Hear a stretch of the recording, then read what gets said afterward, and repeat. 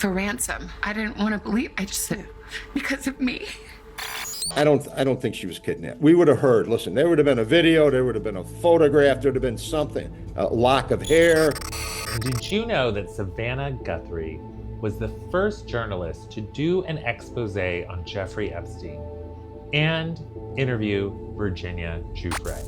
And I'd hop in the car with Ghislaine and Jeffrey, and Ghislaine said he's coming back to the house, and I want you to do for him what you do for Epstein.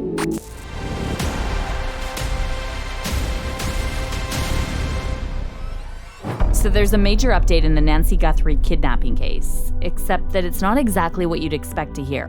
According to veteran homicide investigator Paul Ciolino, the kidnapping of Nancy Guthrie is fake, staged, and the FBI narrative has already collapsed. Now, obviously, this is a huge claim to make, especially after the FBI released those images of the alleged suspect, and we were led to believe that this is the person who kidnapped Nancy. So I want to break down exactly why Paul Ciolino thinks this was staged. And he's not the only one saying it. People online have been saying since day one that there's something very, very weird about this case. Okay, so let's talk about the most recent development. It's June 2026 now, and Nancy Guthrie has been missing since January 31st. And the media coverage already started dying down over the last couple of months. I mean, there's so much going on in the world right now, so that's not really surprising. But then, out of nowhere, this volunteer search group in Mexico gets an anonymous tip claiming that Nancy Guthrie's remains were buried in an unmarked grave in the Mariposa area, west of Nogales, Mexico. And that's right near the Arizona border. Now, this group isn't a bunch of amateurs. They found over 25 unmarked graves in that region. They know what they're doing. So they take this tip seriously, they go out there, and they start digging. But here's the really weird part. You'd think that if a credible volunteer group gets a tip about a high-profile American missing person, you'd think there'd be some coordination, right? Some communication between Mexican authorities and US law enforcement. I mean, this is a multi-million-dollar investigation. The FBI is involved, so you'd expect them to be on top of this. But no, the Pima County Sheriff's Department put out a statement claiming they haven't been contacted by Mexican authorities. So Mexican authorities got a tip about the remains of an American woman who disappeared under suspicious circumstances. A volunteer group goes out and searches, and nobody from Mexico calls American authorities? I'm no detective, but I'm pretty sure that's not how investigations work.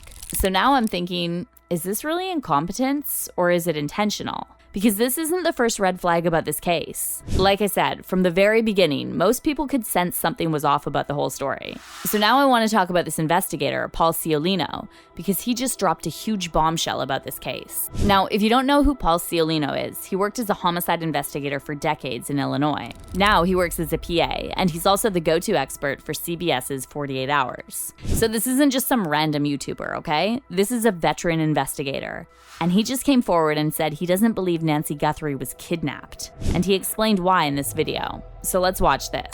I don't think she was kidnapped. We would have heard, listen, there would have been a video, there would have been a photograph, there would have been something, a lock of hair, a drop of blood, something mailed to somebody so they could verify, yes, in fact, these people have my mother. Kidnappers want to get paid quickly. There's going to be a negotiation, but it's going to be a fast and hard one. And there's been no negotiations. No one's called up and said, hey, where's my money? That hasn't happened. For the simple reason is nobody's kidnapped her, I don't think. You know, listen, when you see the FBI on the roof a week later and helicopters have been filming that roof for nonstop for 7 days, we're reaching. They got nothing else to do. They've got nothing left. And someone said, hey, get up on the roof, take a look again. They've got nothing. All right, so now I want to get to the creepiest part of this whole thing. There's this forensic psychologist named Dr. Gary Brucato, and he thinks Nancy Guthrie might have been killed somewhere else entirely, and her house was staged to look like a kidnapping. But that's not all he said. He also pointed out that 92% of people who are killed know the perpetrator in some way. Take a listen. Do I think that the person who did this knew the victim? Yes, I do. 92%, as I said, of people who are killed, and it does look like that may have happened here, do know the person who did it in some way. So to put this all together, I'm thinking at least one male, probably a group of people collaborating, one more openly at least, and perhaps somebody behind the curtain or party behind the curtain, probably financially driven, probably was an attempt to abduct that went south, or an outright homicide, and in either case probably some kind of financial motivation underlying. So both Paul Ciolino and Dr. Gary Brucato agree that Nancy is most likely not alive and that the whole kidnapping story really makes no sense. And then Dr. Bru also believes the perpetrator was known to Nancy. And that brings me to Nancy's son-in-law, Tommaso Ciolino. Tommaso is married to Nancy's daughter Annie, and he was the last person to see Nancy alive.